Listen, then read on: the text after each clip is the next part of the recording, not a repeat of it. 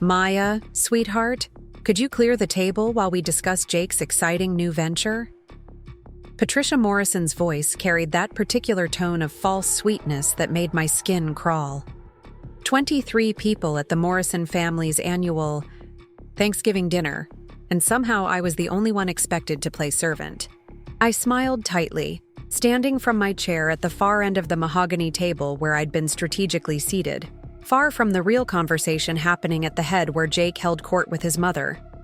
Before we jump back in, tell us where you're tuning in from, and if this story touches you, make sure you're subscribed, because tomorrow I've saved something extra special for you. As I reached for Patricia's plate, she placed her manicured hand over mine with just enough pressure to make it clear this wasn't a request. You know, dear, successful wives understand their role in supporting their husband's ambitions. Perhaps, if you showed more interest in Jake's business ideas instead of always working on your little computer projects, you'd understand what real partnership looks like. The dining room fell silent. 23 pairs of eyes watched as Patricia Morrison delivered her verdict on my worth as a wife. My little computer projects, the same projects that had paid for the organic turkey she'd just finished eating, the wine she'd been sipping all evening, and every single bill that kept her precious son's lifestyle afloat. I am Maya Chen, and this is the story of how I discovered that being underestimated was actually my greatest weapon. For 3 years, I'd sat at that table, smiled politely, and let Jake's family treat me like an accessory to their golden boy's success story. What they didn't know was that their golden boy hadn't earned a legitimate dollar in 2 years, and everything they admired about his lifestyle came directly from my bank account. But I'm getting ahead of myself. Let me start from the beginning. When Jake Morrison was still the man I thought I'd married, and I was still naive enough to believe that love meant sacrifice. 5 years ago, I was a 28-year-old tech consultant who'd built her own business from scratch. Chen Digital Solutions specialized in cybersecurity for small businesses, and I was damn good at what I did. I'd started with 3 clients, working out of my studio apartment in Riverside, and by the time I met Jake, I had 15 employees and offices in 2 states. My mother used to joke that I spoke binary code better than Mandarin, and she wasn't wrong. Numbers, systems, and logic had always made sense to me in ways that people rarely did. Jake was different. He had this magnetic confidence that drew everyone into his orbit. We met at a networking event where he was pitching his idea for a sustainable packaging startup. He stood at the front of the room in a perfectly tailored suit, gesturing passionately about revolutionary biodegradable materials that would transform the shipping industry. His presentation was compelling, his vision was impressive, and his smile was devastating. When he approached me afterward, introducing himself as the founder and CEO of EcoWrap Innovations, I was genuinely intrigued. "You're the Maya Chen," he said, extending his hand with that trademark grin. "I've heard incredible things about your cybersecurity work. My company is going to need someone exactly like you when we scale up." That was Jake's gift. He made you feel essential, like you were the missing piece in his grand design. Within a month, we were dating. Within 6 months, he'd convinced me to help him refine his business plan. Within a year, I was not only in love but invested in every sense of the word. EcoWrap had potential. The technology was sound, the market demand was real, and Jake's enthusiasm was infectious. I used my industry connections to introduce him to potential investors, helped him develop financial projections that actually made sense, and even contributed $30,000 of my own money for the initial prototype development. When he landed his first major client, a mid-sized shipping company in Hartford, we celebrated with champagne and talk of expanding nationwide. "This is just the beginning," Jake said, pulling me close on the balcony of my apartment. "We're going to build something incredible together." We got married 18 months later in a ceremony that Patricia Morrison orchestrated with military precision. She'd insisted on hosting it at Westfield Country Club, where the Morrison family had been members for 3 generations. The wedding cost $45,000, paid for entirely by my business income. Though Jake had smoothly handled all the vendor negotiations and somehow emerged as the generous groom who'd spared no expense for his bride. "Jake has such exquisite taste," Patricia gushed to anyone who would listen during the reception. "This venue, the flowers, the menu, everything is absolutely perfect. He's always had an eye for the finer things." I smiled and nodded, dancing with my new husband while his mother basked in reflected glory from choices I had made and expenses I had covered. It was the first time I noticed the pattern, but it wouldn't be the last. The honeymoon phase of our marriage coincided with EcoWrap's most promising period. Jake's initial client had recommended him to 2 other companies, and orders were steadily increasing. He rented a small warehouse space in Riverside's industrial district and hired 4 employees. I was proud of him, genuinely thrilled to see his dream taking shape. My own business was thriving, so when Jake mentioned cash flow challenges, during those crucial early months, I didn't hesitate to help. "Just a bridge loan," he assured me, sitting at our kitchen island with spreadsheets scattered between us. 6 months, maybe less. Once the Henderson Industries contract comes through, we'll be profitable. I transferred $25,000 from my business account to his. Then another $15,000 when equipment costs ran higher than expected. Then $30,000 when Henderson Industries delayed their timeline by 4 months. Each transfer felt like an investment in our future, our shared success story. Jake was a natural salesman, and he genuinely believed in his product. When he spoke about EcoWrap's potential at dinner parties or family gatherings, his passion was authentic. The problem was that passion alone couldn't overcome poor financial management, unrealistic projections, and an increasingly competitive market that Jake had failed to adequately research. By our first anniversary, EcoWrap was hemorrhaging money. Jake's warehouse lease had increased, his raw materials costs had skyrocketed, and 2 of his major clients had switched to cheaper alternatives from overseas manufacturers. The company was technically solvent only because I kept transferring money to cover operating expenses. Preparing and narrating this story took us a lot of time, so if you are enjoying it, subscribe to our channel. It means a lot to us. Now back to the story.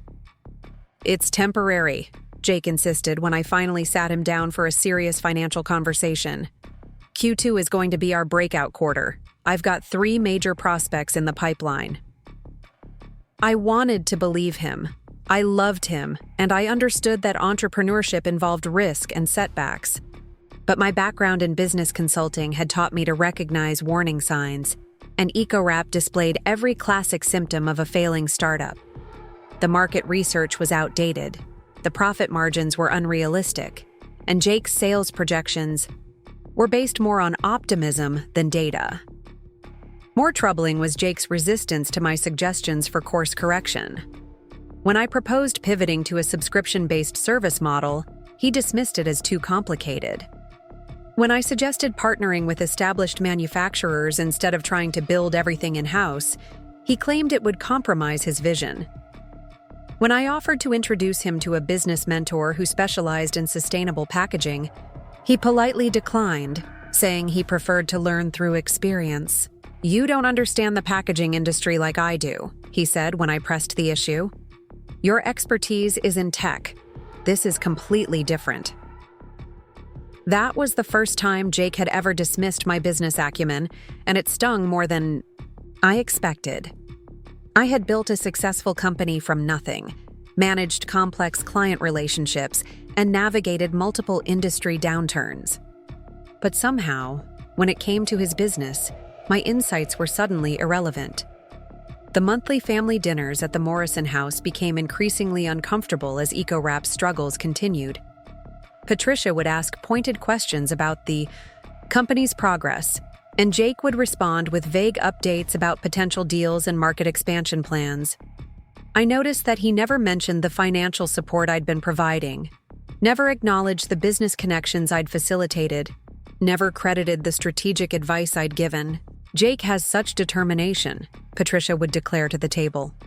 "Even when things get challenging, he never gives up. That's the Morrison spirit. David Morrison, Jake's father, was more practical in his concerns. A retired insurance executive, he understood business fundamentals and wasn't easily impressed by Jake's optimistic projections.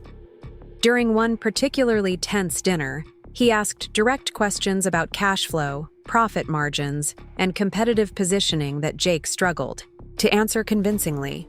"The key is staying focused on long-term growth," Jake replied when David pressed him about quarterly losses. "Sometimes you have to invest heavily in the foundation before you can build the structure." It was a non-answer wrapped in business jargon, and David's skeptical expression suggested he recognized it as such. But Patricia quickly redirected the conversation, praising Jake's strategic thinking and entrepreneurial courage. Her protective instincts where her eldest son was concerned were absolute and unwavering. As EcoWrap's second year progressed, my financial contributions became more frequent and larger. Jake's explanations became more elaborate and less convincing. The three major prospects he'd mentioned in Q2 had all chosen competitors.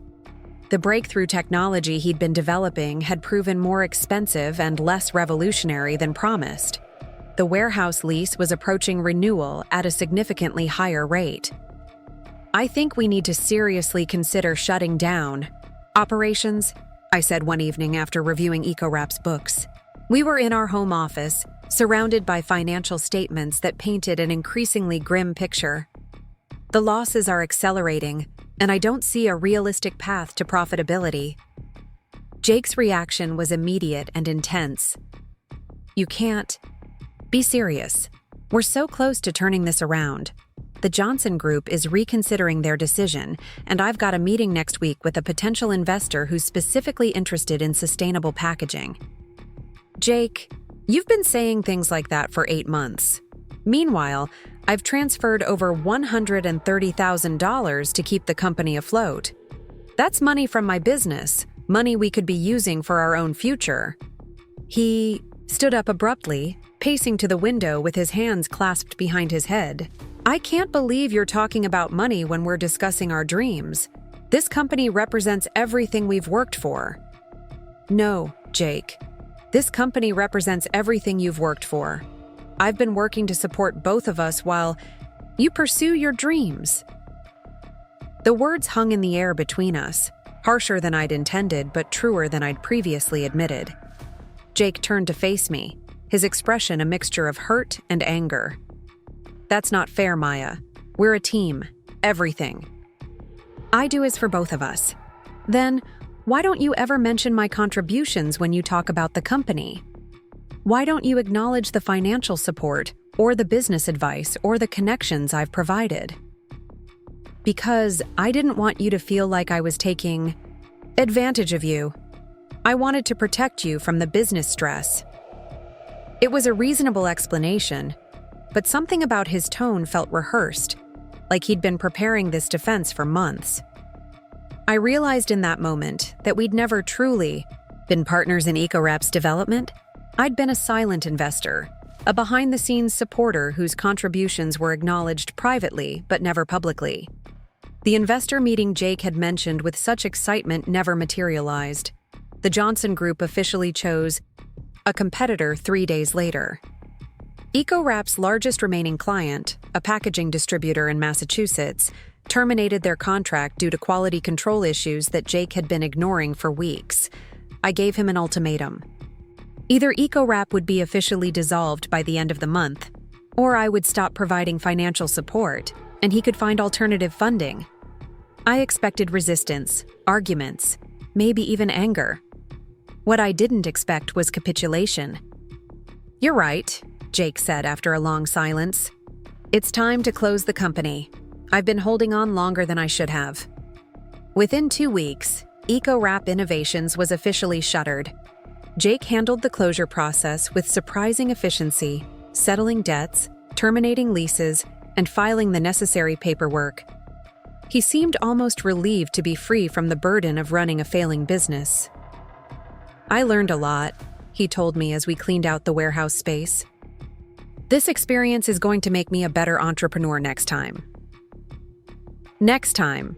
I didn't have the heart to tell him that there wouldn't be a next time funded by my income. The total cost of Jake's entrepreneurial education had been $178,000 from my personal and business accounts.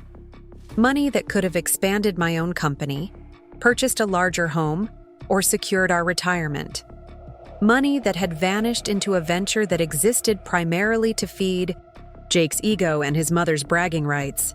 But I consoled myself with the belief that failure was temporary, that Jake would learn from this experience and find his footing in a more realistic career path. I assumed that closing EcoWrap would motivate him to seek employment in his field, perhaps with an established company where he could develop his skills without the financial risk of entrepreneurship. I was wrong about everything. The months following EcoWrap's closure should have been a period of recovery and redirection for both of us. Instead, they became the beginning of my real education about the man I had married. Jake's response to his business failure wasn't the motivated job search I had expected, or the humble acceptance of entry-level positions that might rebuild his career. Instead, he seemed to view the end of his company as an opportunity for an extended sabbatical, funded by what he casually referred to as our shared resources. I first noticed the shift 3 weeks after we'd cleared out the warehouse. I came home from a particularly demanding day with a new client, a medical device company that needed their entire network security overhauled, to find Jake sprawled across our living room sectional in his pajamas, gaming controller in hand, surrounded by empty energy drink cans and takeout containers. "How was the job hunting today?" I asked, dropping my laptop bag by the door and taking in the scene. "I'm taking a strategic approach," Jake replied without taking his eyes off the massive television screen. "I want to make sure I find the right opportunity, not just any job. Rushing into something would be a mistake after everything I learned from EcoWrap." The strategic approach, as it turned out, involved sleeping until noon, spending hours on various gaming platforms, and conducting what he called industry research that seemed to consist primarily of reading business articles and watching YouTube videos about successful entrepreneurs. When I suggested that he might consider consulting work or project-based employment to maintain income while exploring options, he explained that temporary work would limit his availability for the right, permanent opportunity. "I need to be ready when the perfect position opens up," he said. "If I'm tied up with some consulting gig, I might miss the chance of a lifetime." Jake's definition of job searching was creative, to say the least. He would spend an hour each morning browsing executive-level positions on various job sites, positions that required experience and qualifications he didn't possess, then declare himself disappointed by the limited opportunities available for someone of his caliber. He attended networking events occasionally, but these seemed to function more as social outings than professional development activities. The most surreal aspect of Jake's unemployment was how he presented it to his family. During our monthly dinners at the Morrison house, he would discuss his job search in terms that made it sound like a highly selective process, where companies were competing for his attention rather than the reverse. "I've had several interesting conversations," he would tell his parents. "A few companies have reached out, but I want to be strategic about my next move.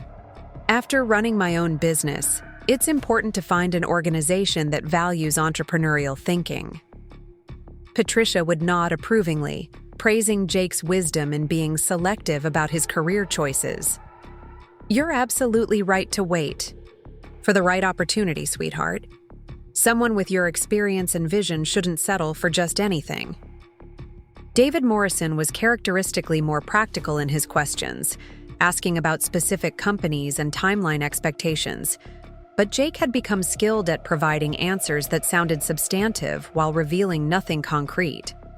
I would sit silently during these conversations, watching Jake construct elaborate narratives about his professional prospects, while I mentally calculated the bills I was covering in his absence of any actual income. By month 4 of Jake's strategic job search, I was supporting our entire household on my business income alone. The mortgage on our house in Riverside's Maple Ridge development, the lease payments on Jake's BMW, his credit card bills that had grown substantially during his period of recreational unemployment, the country club membership that Patricia insisted was essential for networking and all of our daily living expenses.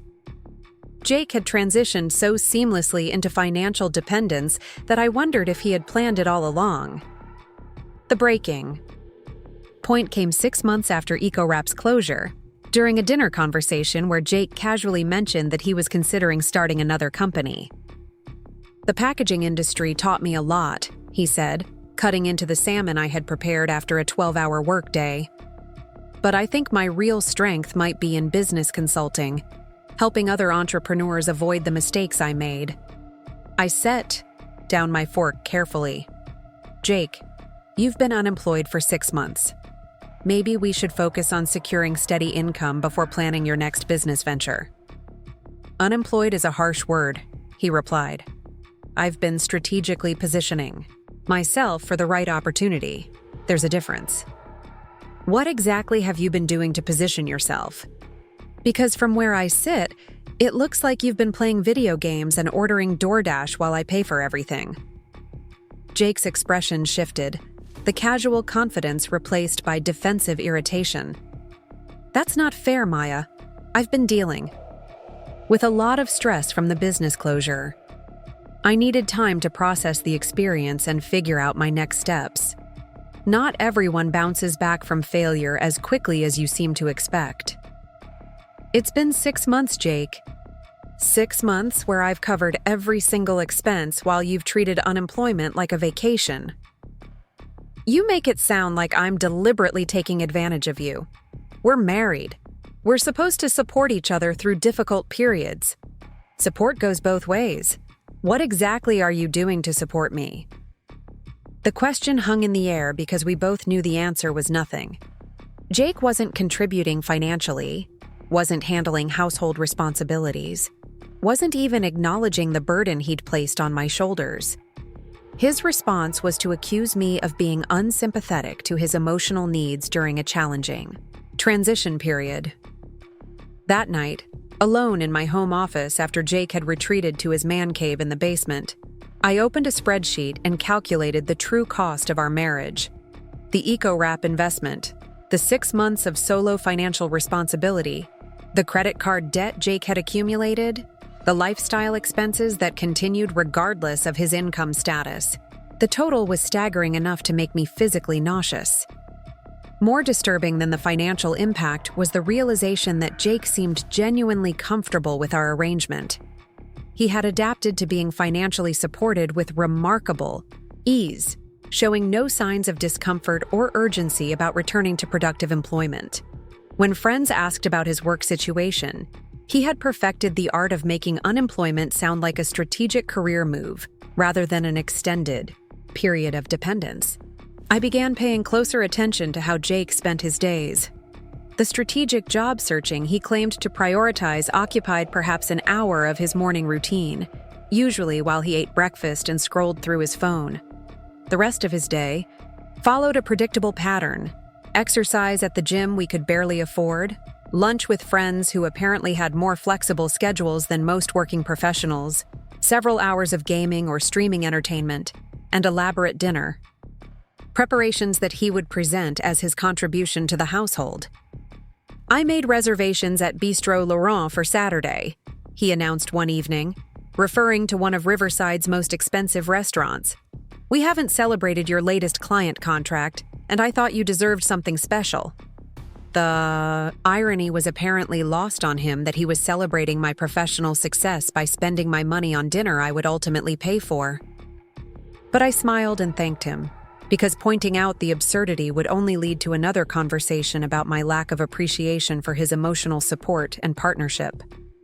Jake's relationship with money had always been casual, but his unemployment revealed a deeper disconnect from financial reality. He would suggest weekend trips to Martha's Vineyard, or talk about renovating our kitchen as if we were still a dual-income household. When I mentioned budget constraints, he would respond with variations of, "We can afford it," or "It's important to invest in ourselves," apparently forgetting that there was no "we" in our current earning capacity. The most infuriating aspect of Jake's financial dependence was how he managed to maintain his social status despite contributing nothing to our income. At dinner parties, he would discuss market trends and business strategies with the same authority he'd possessed when running EcoWrap. His friends still viewed him as a successful entrepreneur who was strategically planning his next venture. Even his family continued to treat him as the golden child whose temporary setback was just another stepping stone to inevitable success. Meanwhile, I was working longer hours than ever to compensate for our single-income reality. Chen Digital Solutions was thriving, but the demands of growing the business while supporting Jake's lifestyle were exhausting. I was taking on additional clients, extending my consulting hours, and pushing myself to maximize revenue while Jake treated each day like a weekend. The psychological toll was perhaps worse than the financial burden. I found myself feeling resentful. During social gatherings where Jake would hold court, sharing insights about entrepreneurship and business strategy while I mentally calculated how much his outfit had cost, or whether we could afford the bottle of wine he'd ordered. I began declining invitations to events I couldn't afford, creating excuses to avoid situations where Jake's spending would embarrass me. The Morrison family dinners became increasingly surreal as Jake's unemployment stretched into month 7, then 8. Patricia would ask about his job search with the same proud expectation she'd always shown, and Jake would respond with updates about interesting opportunities and strategic considerations that painted him as a highly sought-after executive carefully evaluating his options. Several companies have made approaches, he told the table during one particularly memorable dinner. The challenge is finding an organization that's ready for innovative thinking. Most traditional companies aren't prepared for someone with my background. I wanted to laugh at the audacity, but Patricia's beaming response reminded me that Jake's audience was completely convinced by his performance. To his family, he remained the ambitious entrepreneur whose standards were simply too high for ordinary employment. The reality of his daily routine, his financial dependence, and his complete lack of productive activity was invisible to them, because Jake had perfected the art of managing perceptions. The final straw came during month 9 of Jake's strategic positioning when he announced that he'd been offered a position with a startup accelerator in Boston, but had decided to decline because the role wasn't senior enough for someone of his experience. They wanted me to start as a program coordinator, he explained over dinner. Essentially an entry-level position with some fancy title. After running my own company, I can't justify taking such a step backward. I had reached my limit. Jake, you haven't run a company in 9 months. You haven't had any income in 9 months. Maybe it's time to consider that entry-level position a step forward rather than backward. You don't understand the career implications, he replied. Taking the wrong position now could limit my opportunities for years. What opportunities?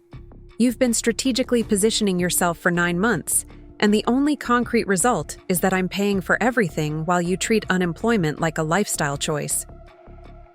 The conversation escalated into our first real fight about money, responsibility, and expectations. Jake accused me of being materialistic and unsympathetic to his professional challenges. I accused him of being lazy and financially irresponsible. We both said things that revealed deeper frustrations than either of us had been willing to acknowledge. The fight ended with Jake storming out to spend the night at his parents' house, leaving me alone with the bills, the spreadsheets, and the growing certainty that I had married a man who was fundamentally different from the person I thought I knew.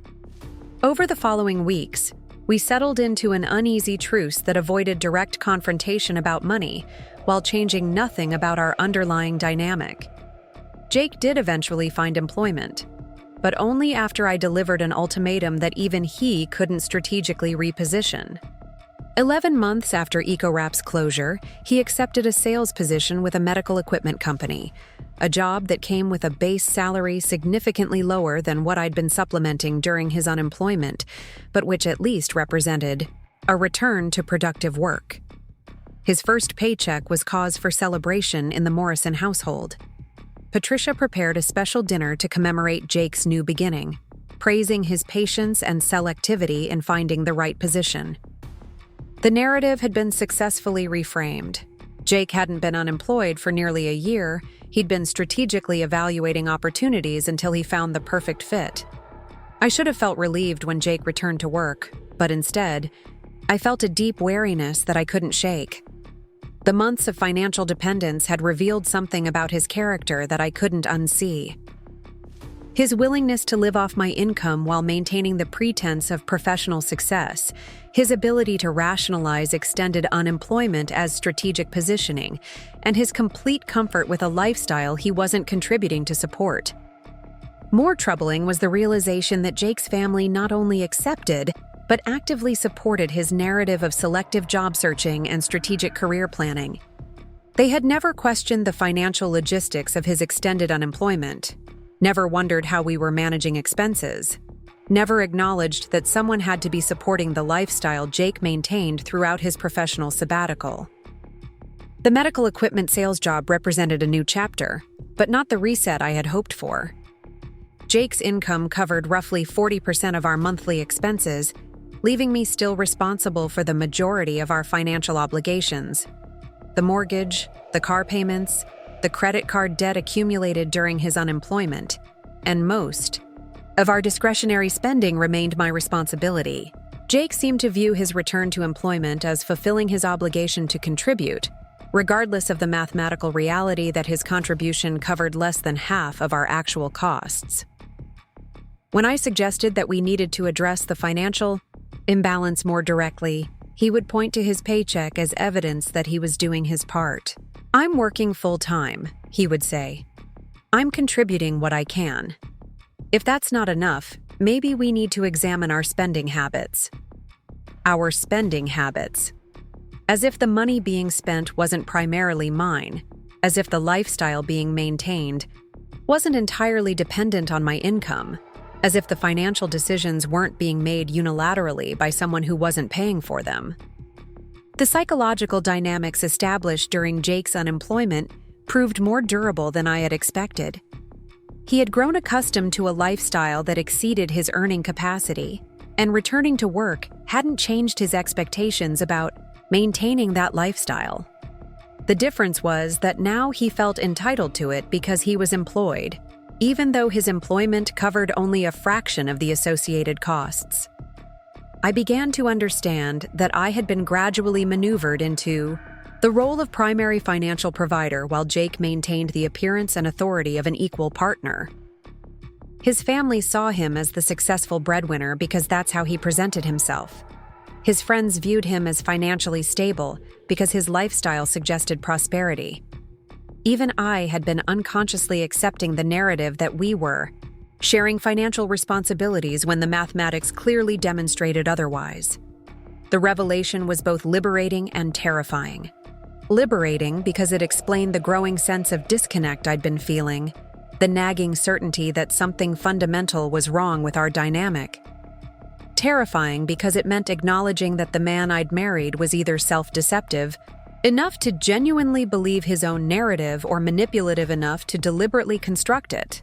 Either possibility suggested that our marriage was built on a foundation far less solid than I had imagined. The turning point came 18 months after Jake's return to employment, during what should have been a routine family dinner at the Maya Morrison house. I had been documenting our financial reality for weeks, creating detailed spreadsheets that tracked every expense, every contribution, every payment. The numbers told a story that even I found difficult to believe. Over the past 3 years, I had contributed 87% of our household income, while Jake had somehow managed to position himself as the family's primary breadwinner in the eyes of everyone who mattered to him.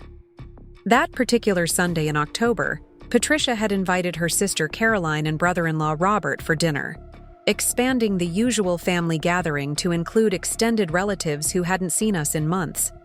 Jake had spent the afternoon preparing for what he clearly viewed as a performance opportunity, selecting his outfit with the same care he'd once applied to investor presentations and rehearsing talking points about his recent successes in medical equipment sales.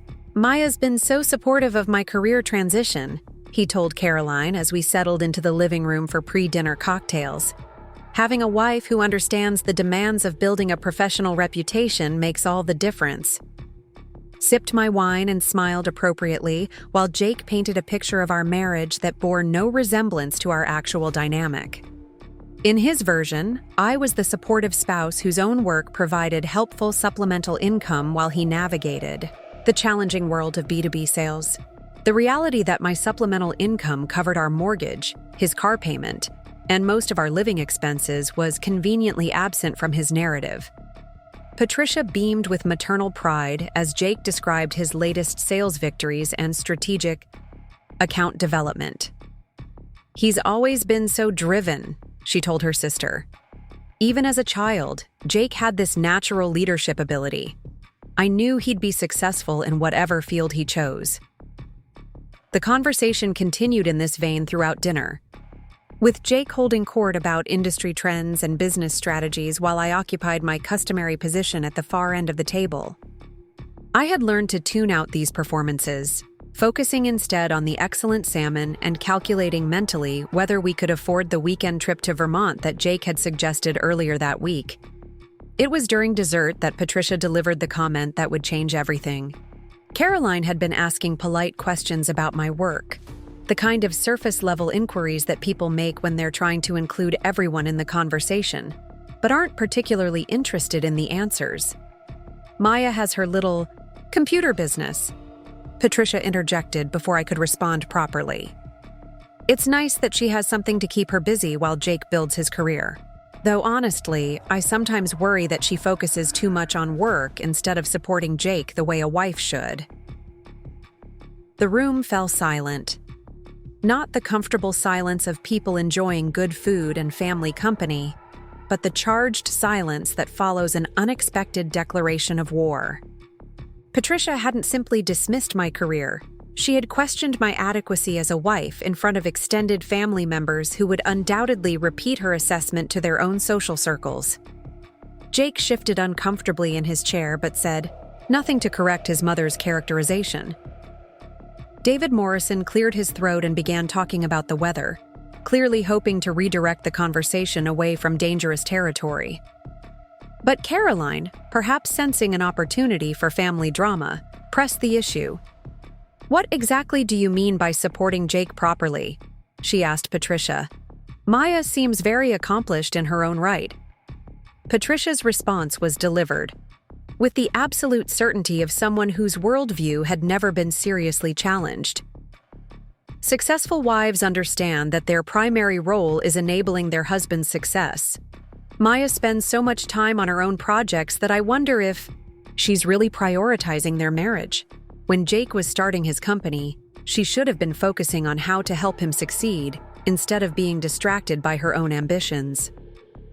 The irony was so complete that I actually laughed, a short burst of genuine amusement that drew everyone's attention. Patricia looked startled, clearly not expecting levity in response to her critique of my character. "I'm sorry," I said, setting down my dessert fork with deliberate care. "It's just fascinating to hear that perspective, Patricia. Especially since my computer business, as you call it, provided the funding that kept EcoWrap operational for 2 years and continues to pay for most of Jake's lifestyle today." Jake's face went pale. David Morrison suddenly became very interested in his coffee cup. Patricia's expression cycled through confusion, indignation, and something approaching panic as she processed the implications of what I'd just revealed. "That's not entirely accurate," Jake said quickly, his voice carrying a strained quality I'd never heard before. Maya helped with some of the initial investment, but EcoWrap was funded through multiple sources. "Multiple sources," I repeated, pulling out my phone with movements so casual they belied the fury building in my chest. "Would you like me to show everyone the bank transfers? Because I have records of every single payment. $178,000 over 24 months. All from my accounts to yours." The dining room had become a courtroom, and I was presenting evidence that would demolish Jake's carefully constructed narrative. Caroline leaned forward with the expression of someone witnessing a spectacular accident. Robert seemed torn between fascination and the desire to escape. Patricia looked as though she'd been physically struck. "Maya," Jake said, his tone now pleading rather than defensive. "This isn't the time or place for this kind of discussion." "Really? Because it seems like the perfect time and place. Your mother just questioned my commitment to our marriage and suggested that I should have been more supportive of your business ventures. I think she deserves to know exactly how supportive I was." I opened the financial tracking app on my phone, the one where I'd been documenting our household contributions with forensic precision. The numbers were undeniable, laid out in clean columns that told the story of our marriage in dollars and cents. "Would you like to see our current financial breakdown, Patricia?" Jake's income covers approximately 38% of our monthly expenses.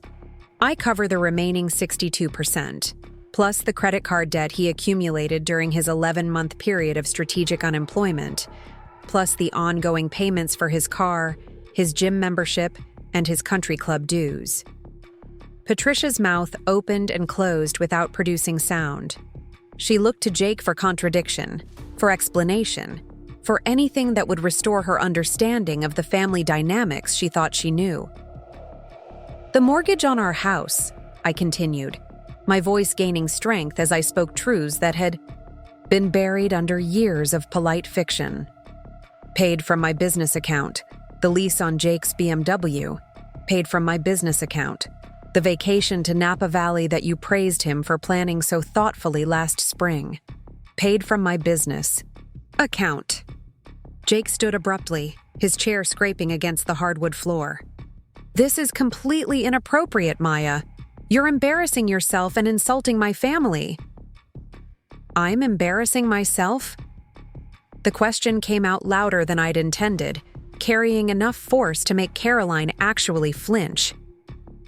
"I'm not the one who's been lying to everyone about who pays for what. I'm not the one who's been taking credit for generosity funded by someone else's income." David Morrison finally intervened, his voice carrying the authority of someone accustomed to managing difficult situations. "Perhaps we should all take a moment to calm down."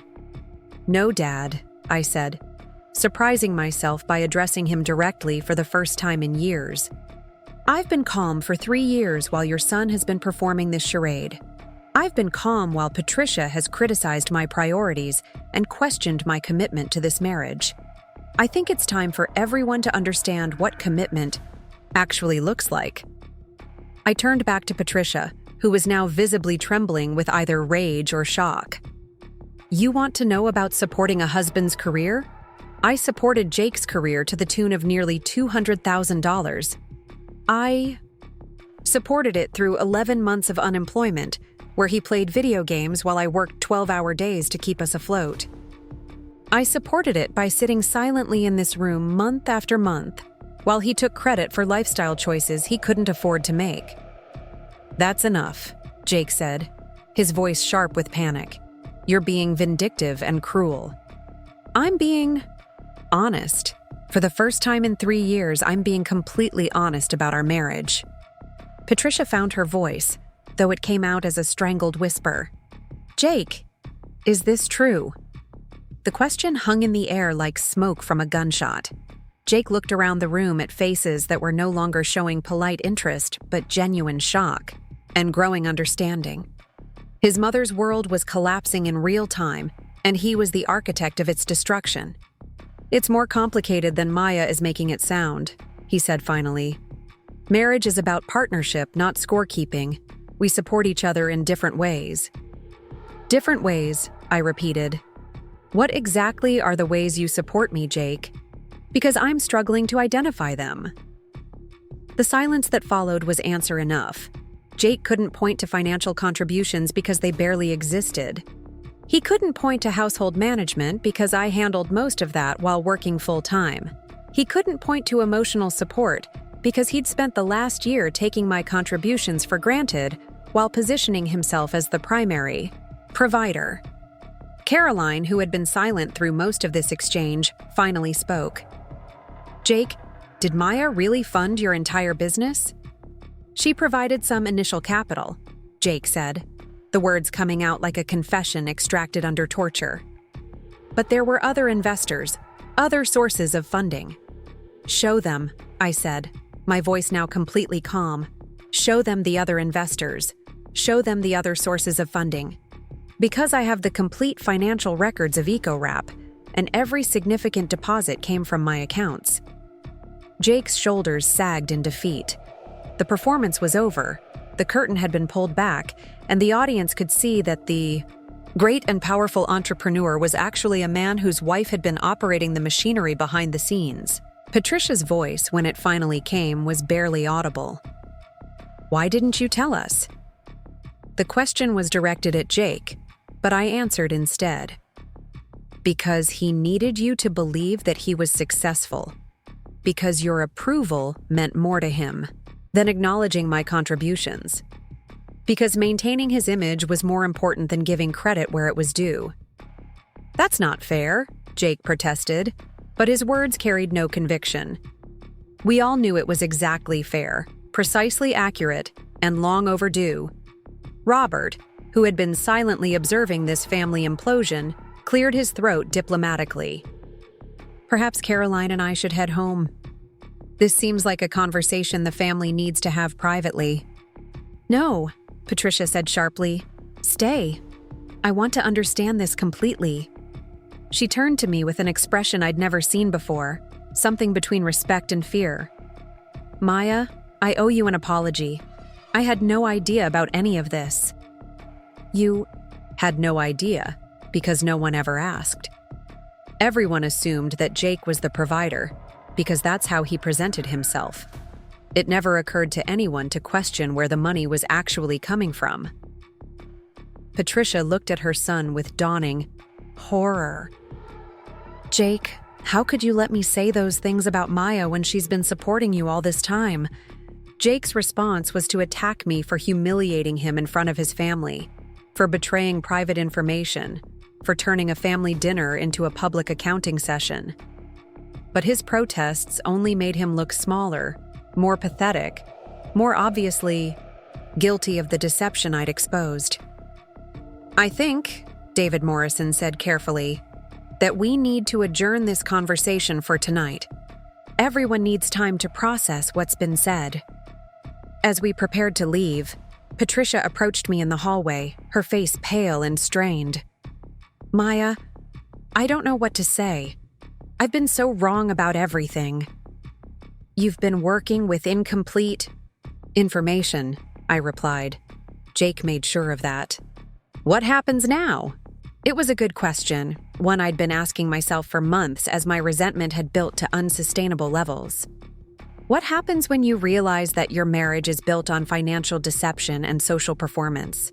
What happens when you discover that your husband's family loves him for achievements he never actually accomplished? Now I decide whether I want to keep funding a lifestyle for someone who won't even acknowledge my contributions, I said. The drive home was conducted in complete silence. Jake stared out the passenger window while I focused on the road and contemplated the wreckage of the evening. I had finally told the truth, all of it, in front of witnesses who could never unknow what they'd learned. There was no walking back from that moment, no return to the comfortable fiction that had governed our marriage. When we reached our house, Jake finally spoke. I can't believe you did that to me. I can't believe you let me do that to myself for 3 years, I replied. The battle lines were drawn, the truth was in the open, and our marriage would never be the same. But for the first time in years, I felt like I could breathe freely.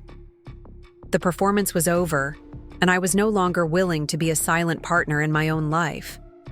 The silence in our house that night was deafening.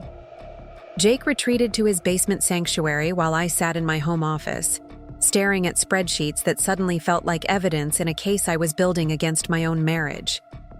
The confrontation at dinner had been cathartic, but it had also opened a door I couldn't close. Patricia Morrison now knew the truth about her son's lifestyle, and that knowledge would spread through their social circle like wildfire. I spent the following week in a strange state of suspended animation, going through the motions of work and daily life while mentally cataloging every financial transaction, every lie, every moment of credit stolen. Jake attempted several conversations about moving forward and putting the dinner incident behind us, but his words felt hollow.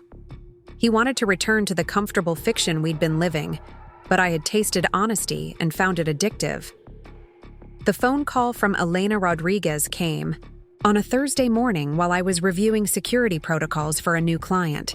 Elena was a divorce attorney whose reputation for discretion and strategic thinking had made her the go-to counsel for high-net-worth individuals navigating complex marital dissolutions. We'd met at a business networking event years earlier, and she'd stayed in my professional orbit as someone whose services I'd never imagined needing. "Maya," she said without preamble when I answered her call. "I heard about the dinner at the Morrison house. Riverside is a small town, and word travels fast among certain circles." I felt my stomach drop.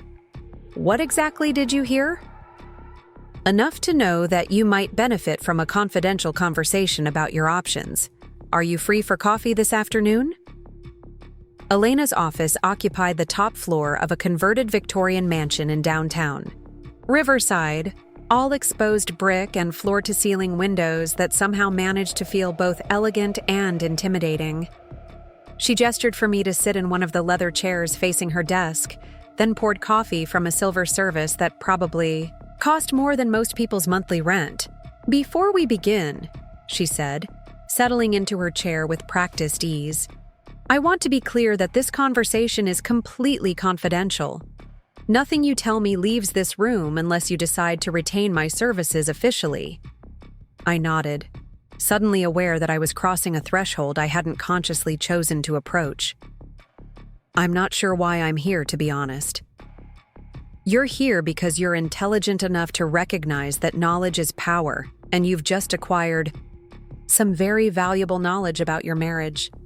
Elena opened a leather portfolio and withdrew a yellow legal pad. "Tell me about your financial situation."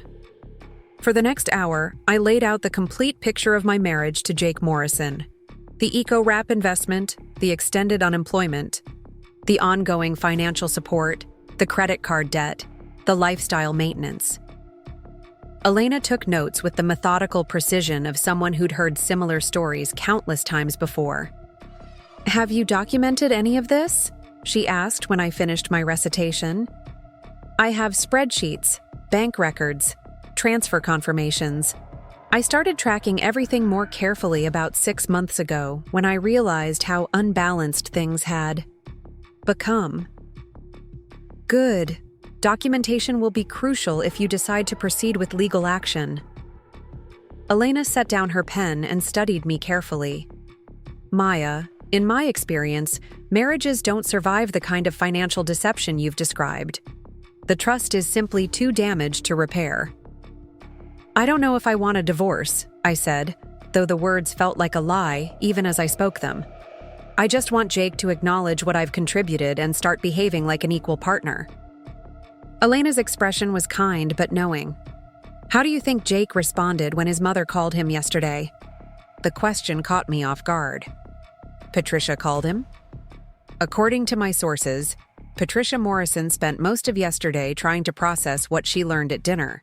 She called Jake multiple times, demanding explanations and expressing concern about the family's reputation. Apparently, Jake's response was to blame you for embarrassing him and to suggest that you'd exaggerated the financial situation for dramatic effect.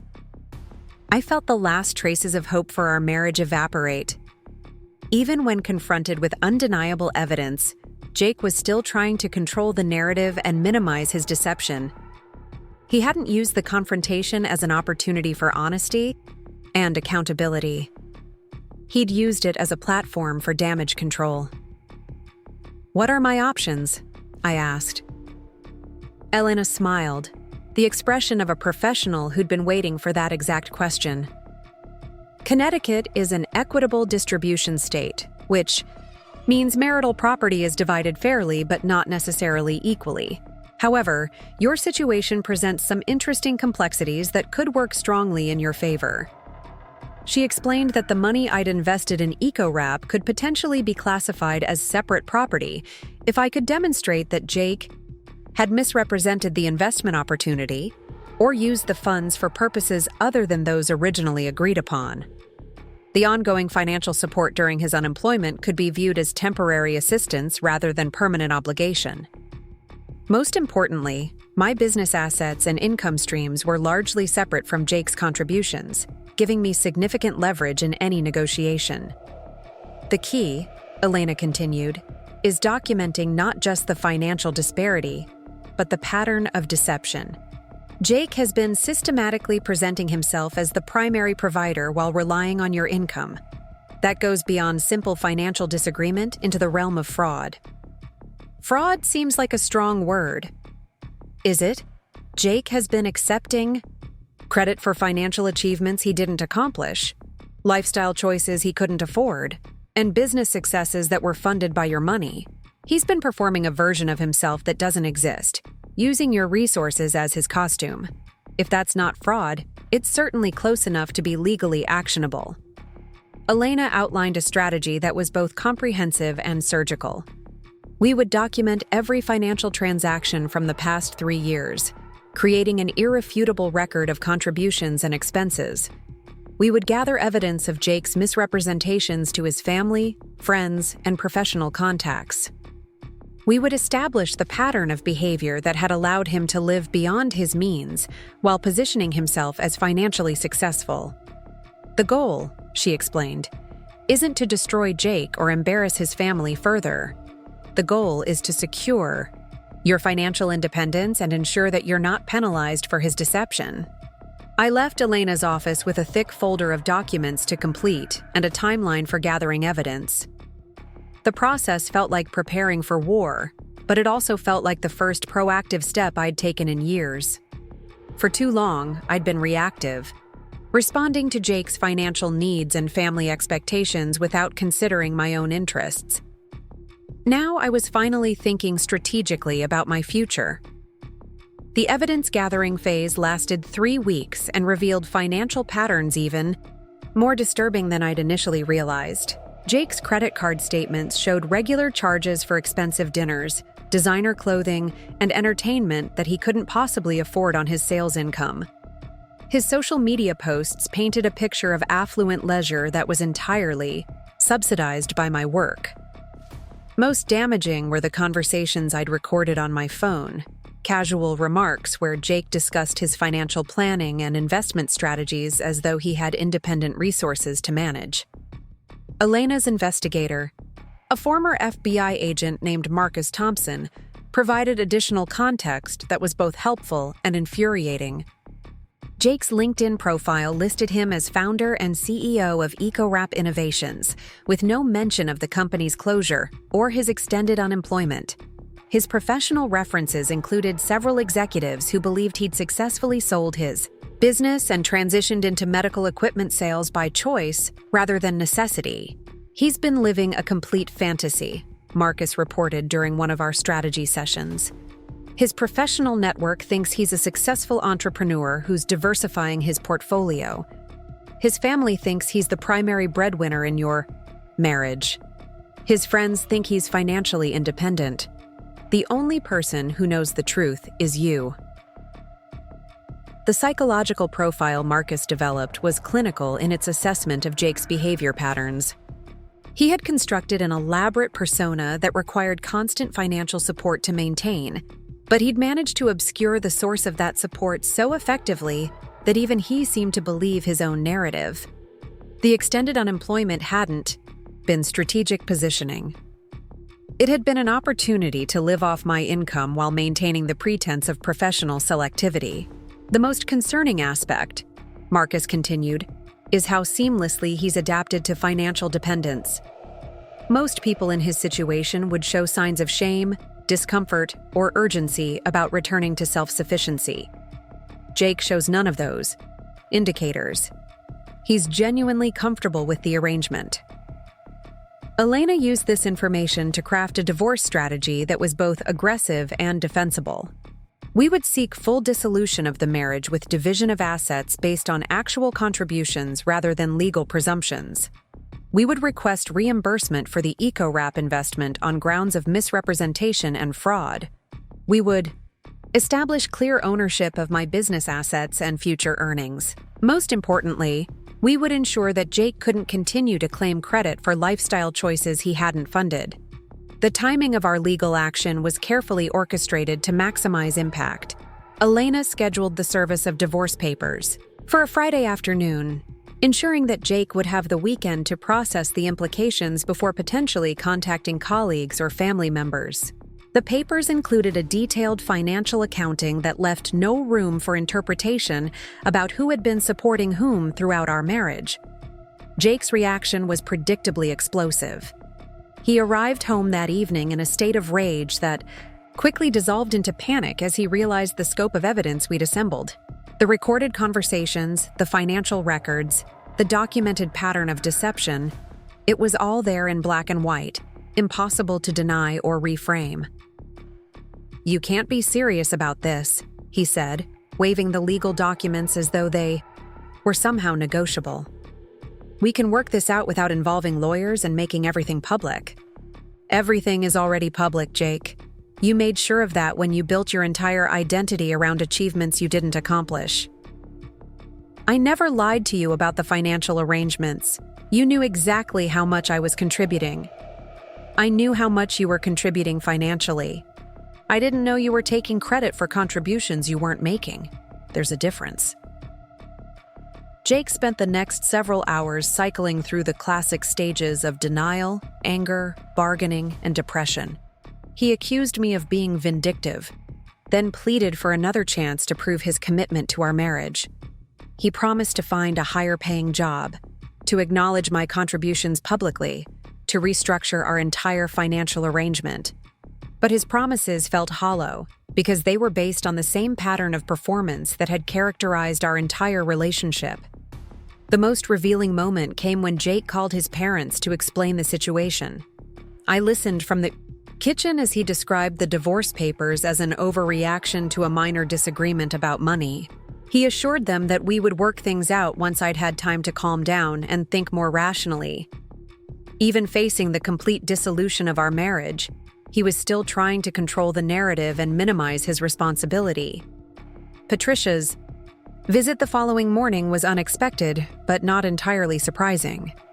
She arrived unannounced, her usually perfect appearance showing signs of strain and sleepless nights.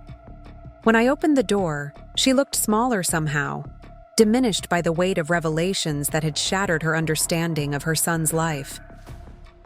"Maya, we need to talk," she said without preamble. "May I come in?" I led her to the living room, noting how she avoided looking at the expensive furnishings that she now knew were purchased with my money rather than Jake's success. She sat on the edge of the sofa, her posture rigid with discomfort. "I want to apologize," she began, her voice carrying a humility I'd never heard before. "I had no idea about any of this. If I had known that you were supporting Jake financially, I never would have criticized your priorities or questioned your commitment to the marriage. You didn't know because Jake made sure you didn't know. This wasn't an oversight, Patricia. It was a deliberate strategy to maintain his image at my expense." I realize that now. Patricia's hands trembled slightly as she spoke. "David and I have been talking about this for days, trying to understand how we missed the signs. We're horrified by Jake's behavior and deeply embarrassed by our own assumptions." The apology was genuine, but it also felt irrelevant. Patricia's opinion of me had been shaped by incomplete information that Jake had carefully curated. Her recognition of my contributions now felt too little, too late. "What happens next?" Patricia asked. "Is there any chance you might reconsider? The divorce?" The question revealed how little she understood about the fundamental issues in our marriage. This wasn't a dispute that could be resolved through better communication or renewed commitment. This was about deception, manipulation, and a complete disconnect between Jake's public persona and private reality. Patricia, your son has been living a lie for 3 years. He's been taking credit for my work, my money, and my support while positioning himself as the successful provider. That's not a mistake or a misunderstanding. That's fraud. But surely, if he acknowledges his mistakes and commits to changing. He's had multiple opportunities to acknowledge his mistakes. Even when confronted with undeniable evidence, his response was to blame me for exposing the truth rather than taking responsibility for creating the situation. Patricia left that afternoon with tears in her eyes and a request that I at least consider couples counseling before proceeding with the divorce. I promised to think about it, knowing that I'd already made my decision. The marriage was over, not because of the financial deception alone, but because of what that deception revealed about Jake's character and his view of our partnership. Over the following weeks, the evidence continued to mount as Elena's team conducted a thorough investigation into Jake's financial activities. What we discovered painted an even more disturbing picture of systematic deception and manipulation. Jake had been using multiple credit cards to fund his lifestyle, often making minimum payments from my accounts while maintaining the illusion of financial independence. He had opened several store credit accounts without my knowledge, using our shared address and his employment information to secure approval for purchases he couldn't afford. The investigation also revealed that Jake had been misrepresenting our financial situation to colleagues and friends for years. He had claimed ownership of assets that were entirely purchased with my income, including our house, his car, and even vacation properties we had rented for family gatherings. In professional settings, he had positioned himself as a successful entrepreneur who had diversified into multiple revenue streams, when in reality his only consistent income was his modest sales salary. Perhaps most damaging was the discovery that Jake had been actively undermining my professional reputation in subtle ways. During social gatherings, he would make dismissive comments about my work being technical rather than strategic, suggesting that my contributions were important but less valuable than his business development activities. He had systematically redirected conversations about my professional achievements back to his own ventures, ensuring that I remained in the background of our shared social narrative. Marcus Thompson's investigation extended beyond financial records to include interviews with mutual friends and professional contacts. The picture that emerged was of a man who had carefully constructed a public image that bore no resemblance to his actual circumstances. Jake had become so skilled at managing perceptions that even close friends were unaware of the true dynamics of our marriage. He's essentially been running a long-term confidence game, Marcus explained during one of our meetings. The difference is that instead of scamming strangers for money, he's been scamming his own wife for financial support while maintaining his reputation and social standing. Elena used this information to strengthen our legal position significantly. The evidence of systematic deception and misrepresentation provided grounds for what she called economic misconduct, a legal theory that would allow us to seek not just equitable distribution of assets, but actual compensation for the financial harm caused by Jake's behavior. We're no longer just talking about divorce, Elena explained. We're talking about recovery of damages. Jake has essentially committed fraud against you for years, and Connecticut law provides remedies for that kind of misconduct. The legal strategy evolved to include claims for restitution, compensation for lost investment opportunities, and even punitive damages based on the deliberate nature of Jake's deception.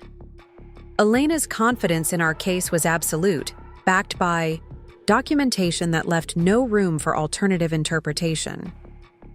As news of our impending divorce spread through Riverside's social networks, the response was swift and decisive. Jake's carefully maintained reputation crumbled under scrutiny as people began to reassess their assumptions about our marriage and his financial success. The narrative that he had been the primary provider and successful entrepreneur was replaced by a more accurate understanding of our actual dynamic. The professional consequences for Jake were immediate and severe. His employer, a medical equipment company that valued integrity and ethical behavior, conducted their own investigation into his financial misrepresentations. While they found no evidence of misconduct in his professional activities, they were concerned about the pattern of deception revealed in his personal life. Jake was placed on probationary status and required to undergo ethics training as a condition of continued employment. His social circle also began to distance themselves as the full scope of his deception became apparent. Friends who had admired his entrepreneurial success and lifestyle now realized they had been witnesses to an elaborate performance funded by someone else's hard work. The invitations to golf outings and dinner parties dried up, replaced by awkward encounters and uncomfortable conversations. Patricia Morrison's response to the revelations about her son was perhaps the most dramatic transformation of all. The woman who had criticized my priorities and questioned my commitment to marriage became one of my strongest advocates, publicly acknowledging her mistakes and expressing genuine remorse for her treatment of me. She even offered to testify on my behalf if the divorce proceedings required character witnesses. I realize now that everything I thought I knew about Jake's success was based on lies, she told me during one of our conversations. You were the one making everything possible, and we treated you like an accessory to his achievements. I'm ashamed of how blind we were. David Morrison, always more practical than his wife, focused on the financial implications of Jake's behavior. As a retired insurance executive, he understood the long-term consequences of the kind of deception Jake had perpetrated. He was particularly concerned about the impact on the family's reputation and standing in their social community. This kind of thing doesn't stay private, he warned Jake during a family meeting that Patricia later described to me. Everyone will know that you've been living a lie, and that will follow you for years. You need to accept responsibility and try to make things right with Maya. But Jake's response to his father's advice was telling. Rather than accepting responsibility, he continued to minimize his actions and blame external circumstances for the dissolution of our marriage. He claimed that the financial arrangements had evolved naturally and that I was being unreasonable in my expectations. Even when confronted with undeniable evidence of his deception, he couldn't bring himself to acknowledge the full scope of his misconduct. The divorce proceedings began in earnest 3 months after I had first consulted with Elena. Jake's attorney, a local family law practitioner who specialized in amicable settlements, was clearly unprepared for the level of documentation and evidence we presented. The case had evolved far beyond a typical marital dissolution into something resembling a corporate fraud investigation. Elena's presentation of our case was methodical and devastating. She walked through 3 years of financial records, demonstrating not just the disparity in contributions, but the systematic nature of Jake's misrepresentations. The evidence included recorded conversations, social media posts, professional communications, and testimony from witnesses who had been misled about our financial arrangements. The most damaging evidence was Jake's own words, captured in recordings and written communications where he had claimed credit for financial decisions, lifestyle choices, and business successes that were entirely funded by my income. These statements established not just the extent of his deception, but his deliberate intent to mislead others about our actual circumstances. Jake's attorney attempted to argue that the financial arrangements in our marriage were consensual and that I had willingly provided support during difficult periods. But this defense crumbled under the weight of evidence showing that Jake had actively concealed his dependence while taking public credit for my contributions. The financial analysis Elena presented was particularly compelling. She demonstrated that over the course of our marriage, I had contributed approximately 87% of our household income, while Jake had positioned himself as the primary provider in all public settings. The mathematical disparity was so extreme that even Jake's attorney acknowledged the unfairness of the arrangement. Perhaps most importantly, Elena established that Jake's deception had caused measurable financial harm beyond the immediate support I had provided. By funding his lifestyle and business ventures, I had foregone investment opportunities that could have significantly increased my wealth. The opportunity cost of supporting Jake's fiction was calculated at over $300,000 in potential investment returns and business expansion. As the proceedings continued, Jake's position became increasingly untenable. His attempts to justify his behavior only highlighted the calculated nature of his deception. When asked directly about specific instances where he had claimed credit for my financial contributions, he could only offer weak explanations about protecting my privacy or avoiding complexity in social situations. The breakthrough moment came when Elena presented recordings of Jake discussing our financial situation with his parents, conversations where he had explicitly claimed responsibility for expenses that were entirely covered by my income. In these recordings, Jake not only took credit for my contributions, but actually criticized my spending habits and suggested that I needed to be more financially responsible. These recordings demonstrate that Mr. Morrison wasn't simply failing to correct misunderstandings, Elena explained to the court. He was actively perpetuating false narratives about the financial dynamics of their marriage. This goes well beyond passive deception into the realm of deliberate fraud. Jake's attorney requested several continuances as they struggled to develop a coherent defense against the overwhelming evidence, but each delay only provided more time for additional damaging information to surface. Marcus Thompson's investigation had uncovered financial irregularities dating back to the early months of our marriage, suggesting that Jake's deceptive practices had been present from the beginning of our relationship. The settlement negotiations, when they finally began, were brief and decisive. Jake's legal team recognized that fighting the divorce would only result in additional embarrassment and potentially criminal exposure for their client. The evidence of systematic financial deception was so comprehensive that any jury would likely award damages far exceeding what Elena was proposing in settlement. The final agreement was remarkable in its scope and finality. I retained full ownership of my business and all associated assets, including intellectual property and client relationships that had been developed during our marriage. Jake was required to relinquish any claim to future earnings from Chen Digital Solutions, acknowledging that his contributions to the business had been minimal and that my work had been entirely responsible for its success. The EcoWrap investment was treated as a loan that Jake was required to repay, with interest calculated from the date of each transfer. The total amount, including interest and penalties, exceeded $200,000, far more than Jake could afford, but reflective of the actual cost of his failed venture.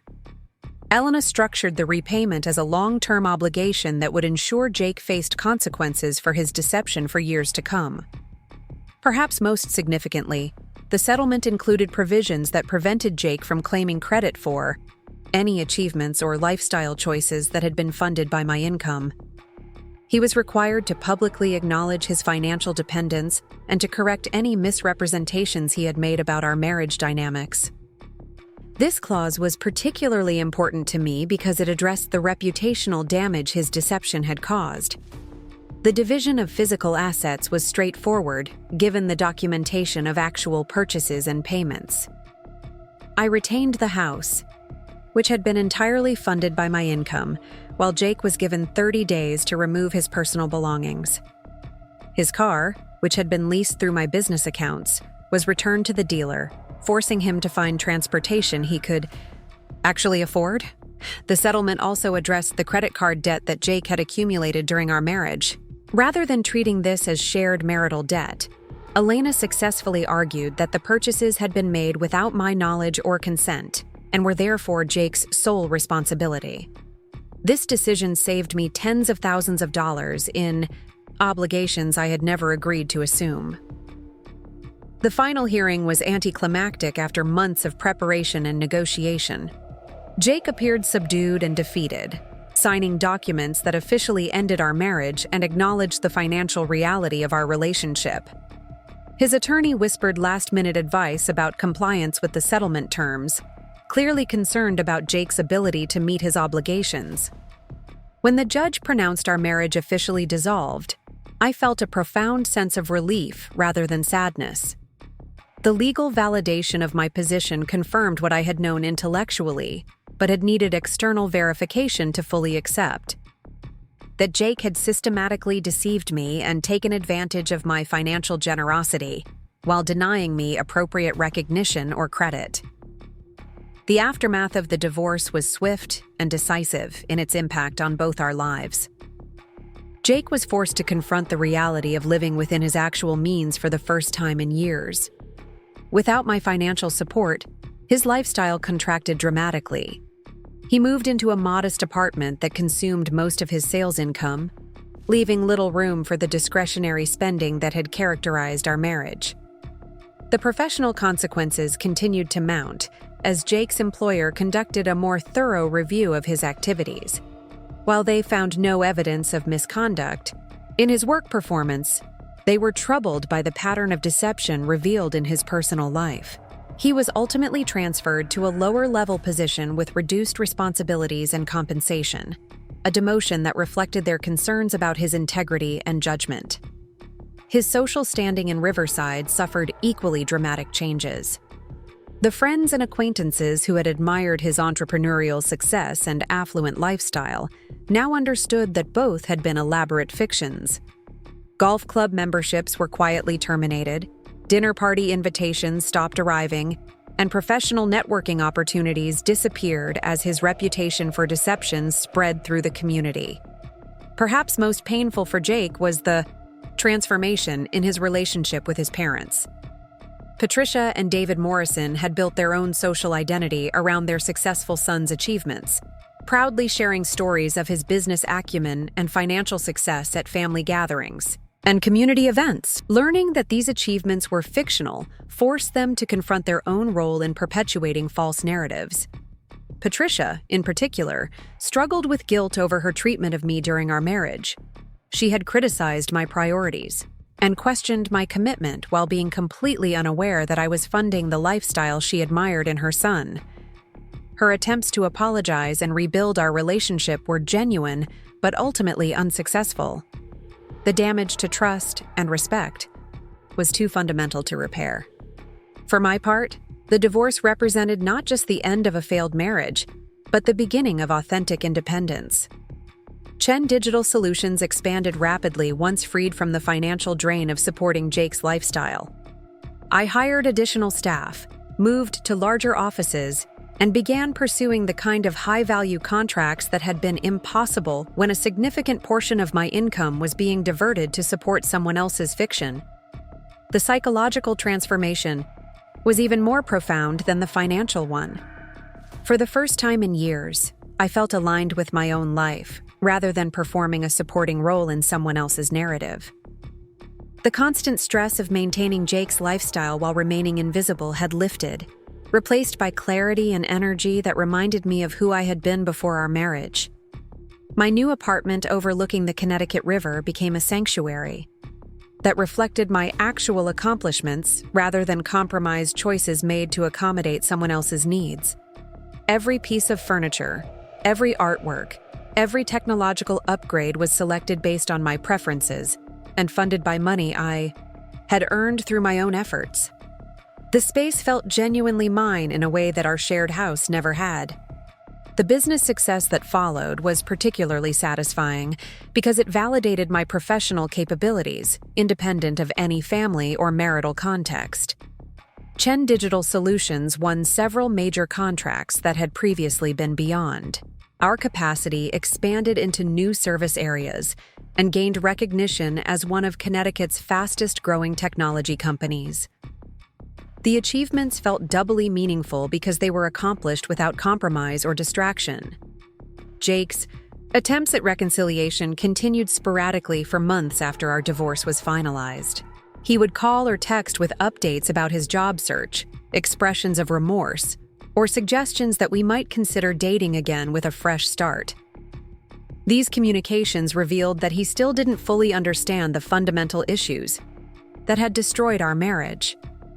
His messages often focused on financial arrangements and lifestyle adjustments, suggesting that he viewed our problems as practical rather than ethical. He would propose new ways of managing expenses or sharing responsibilities, apparently believing that the right mathematical formula could restore trust that had been destroyed by years of deception and manipulation. The most revealing conversation occurred 6 months after our divorce when Jake called to inform me that he had been offered a promotion at his new job. His tone suggested that he expected me to view this as vindication of his potential and perhaps reconsider our separation. When I responded with polite congratulations but no enthusiasm for renewed contact, his disappointment was obvious. "I thought you'd be happy for me," he said, his voice carrying the hurt confusion of someone who genuinely couldn't understand why professional success wouldn't erase personal betrayal. "I am happy for you, Jake. But your career achievements don't change what happened in our marriage or address the fundamental trust issues that led to our divorce. I've learned from my mistakes, Maya. I understand now how unfair the financial arrangements were, and I want to make things right." The conversation that followed revealed that Jake's understanding of our problems remained superficial and self-serving. He focused on financial imbalances and poor communication rather than acknowledging the systematic deception and manipulation that had characterized our relationship. His proposed solutions involved better record-keeping and clearer agreements about expenses, missing entirely the deeper issues of honesty and respect that had been violated. When I tried to explain that trust couldn't be restored through better accounting practices, Jake became defensive and eventually angry. He accused me of being unforgiving and holding grudges, suggesting that successful marriages required letting go of past grievances. His inability to distinguish between minor disagreements and fundamental betrayal confirmed that divorce had been the right decision. The final validation of my choice came when Jake's medical equipment company downsized their sales force and eliminated his position approximately 1 year after our divorce. Without the financial safety net I had provided, he was forced to accept a significantly lower-paying role with a different company, a position that finally matched his actual qualifications rather than his aspirational self-image. Patricia called to inform me of Jake's job loss, her voice carrying a mixture of concern for her son and recognition of the justice in his circumstances. "He's learning what it means to live within his actual means," she said with sadness that seemed directed more at her own former blindness than at Jake's current difficulties. The conversation with Patricia revealed that she had continued processing the revelations about our marriage long after the divorce was finalized. She had come to understand not just the financial deception, but the psychological manipulation that had allowed Jake to maintain his fiction while keeping me invisible. Her recognition of these dynamics had fundamentally changed her relationship with her son. "I see now that Jake has always been skilled at presenting the version of himself that people want to see," she told me. "Even as a child, he could convince us that his failures were someone else's fault, and his successes were entirely his own doing. We enabled that behavior by believing his narratives instead of looking at objective evidence." Patricia's insights into Jake's character were both illuminating and troubling.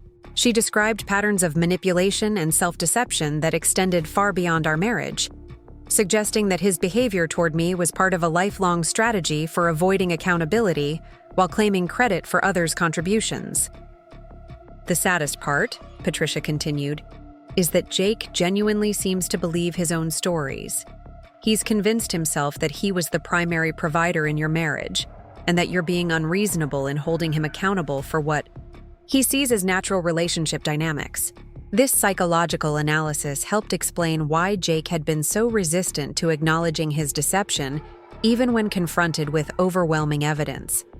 He had internalized his fictional narrative so completely that reality itself seemed unfair and distorted. The cognitive dissonance required to maintain such self-deception was extraordinary, but it also made genuine change or growth nearly impossible. 2 years after our divorce, I received an invitation to Jake's wedding to a woman named Jennifer Walsh, a nurse he had met during his period of reduced circumstances. The invitation was accompanied by a handwritten note expressing hope that we could be friends and suggesting that his new relationship represented a fresh start. based on honesty and mutual respect.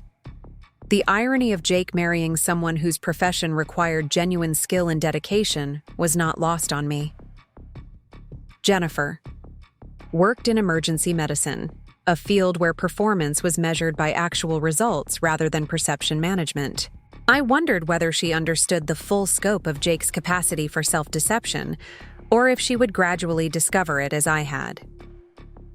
I declined the wedding invitation politely, but used the occasion to reflect on how dramatically my life had changed since ending our marriage. Chen Digital Solutions had become one of Connecticut's premier cybersecurity firms, with offices in 3 states and a client roster that included major corporations and government agencies. The business success had enabled personal achievements that would have been impossible while supporting Jake's lifestyle and fiction. More importantly, I had developed relationships based on mutual respect and authentic communication rather than performance and manipulation. My social circle now included people who valued my actual contributions rather than accepting whatever narrative someone else constructed about my worth. The difference was profound and irreversible. The final chapter in my relationship with the Morrison family came when David Morrison was diagnosed with cancer 3 years after our divorce. Patricia called to inform me of his illness and to ask if I might consider visiting him during his treatment. Despite everything that had happened, David had always treated me with respect and had genuinely apologized for his role in perpetuating false assumptions about our marriage. I agreed to visit and found David much diminished by his illness, but remarkably clear-eyed about family dynamics that he had previously ignored or minimized. He apologized directly for failing to recognize my contributions during our marriage and for allowing Patricia's criticism of me to go unchallenged. I knew something wasn't right about Jake's stories, he admitted. The numbers never quite added up, and his explanations were always too polished. But it was easier to believe what we wanted to believe than to ask difficult questions. David's honesty was refreshing and painful in equal measure. He acknowledged that the Morrison family had been complicit in Jake's deception, not through active participation, but through willful blindness to obvious inconsistencies in his narratives. Their desire to see him as successful had made them unreliable witnesses to his actual circumstances. "I hope you can forgive us for being so foolish," David said during one of our conversations. "You deserved better from all of us, and I'm ashamed that it took a divorce for us to see the truth."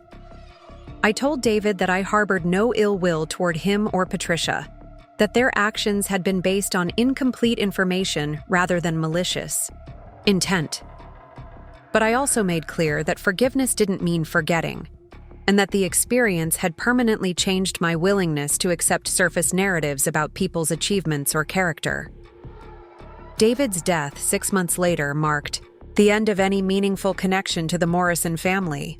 Jake had inherited his father's tendency toward financial irresponsibility and his mother's capacity for self-deception, but he lacked David's ultimate willingness to confront uncomfortable truths. The combination made him uniquely unsuited for the kind of honest self-reflection that might have enabled genuine change. Standing on my apartment balcony 5 years after our divorce, watching the sun set over the Connecticut River, I realized that I had finally become the person I had always been capable of being. Not the supporting actress in someone else's success story, but the author and protagonist of my own narrative. The price of that transformation had been a marriage, but the value of authentic independence proved to be worth far more than the comfort of familiar lies. The woman who had once silently endured Patricia Morrison's criticism while funding her son's lifestyle no longer existed. In her place stood someone who understood that true partnership required mutual recognition, financial honesty, and shared commitment to truth rather than performance. I had learned that being underestimated was only a disadvantage if you allowed others to define your worth, and I would never make that mistake again. Chen Digital Solutions continued to thrive. My personal relationships were built on authentic foundations, and my financial security was entirely my own achievement. The life I had built after divorce was smaller in some ways than the elaborate lifestyle Jake and I had maintained, but it was completely real and entirely mine. The difference was transformative and irreversible. Jake's story continued along predictable lines marked by modest professional achievements, ongoing financial struggles, and relationships complicated by his inability to distinguish between perception and reality. I occasionally heard updates through mutual acquaintances, reports of job changes, moves to less expensive apartments, and periodic conflicts with employers or romantic partners who discovered inconsistencies in his self-presentation. The most recent news, delivered through a former colleague who had maintained contact with Jake's professional circle, was that his marriage to Jennifer had ended after 3 years. The divorce had apparently followed discoveries similar to those I had made, financial deceptions and misrepresentations that had undermined trust beyond repair. Jake's capacity for repeating destructive patterns remained intact, suggesting that his behavior toward me had been characteristic rather than aberrational. Jennifer's divorce filing, according to court records that became public, cited financial misconduct and systematic deception as grounds for dissolution. The language was remarkably similar to what Elena had used in our own proceedings, suggesting that Jake had employed identical strategies in his second marriage. The revelation that he had learned nothing from our divorce was both predictable and deeply sad. The pattern that emerged from Jake's second failed marriage was telling in its consistency. He had apparently convinced Jennifer that he was financially stable and professionally successful, using the same techniques of misdirection and perception management that had characterized our relationship. When she discovered the reality of his circumstances, including ongoing debt obligations from our divorce settlement, the marriage had collapsed as quickly as ours had. What struck me most about these developments was not satisfaction at Jake's continued struggles, but genuine concern for the people who would inevitably fall victim to his deceptions in the future. His inability to learn from experience or modify his behavior suggested that he would continue creating damaged relationships until he found someone willing to enable his fantasies permanently. The psychological profile that Marcus Thompson had developed during our divorce proceedings had proven remarkably accurate in predicting Jake's future behavior. His assessment that Jake was genuinely comfortable with financial dependence while maintaining elaborate personas that required constant support had been validated by subsequent events. The clinical precision of the prediction was both impressive and disturbing. Elena Rodriguez, who had become something of a friend in the years following our divorce, occasionally updated me on Jake's legal troubles as they became public record.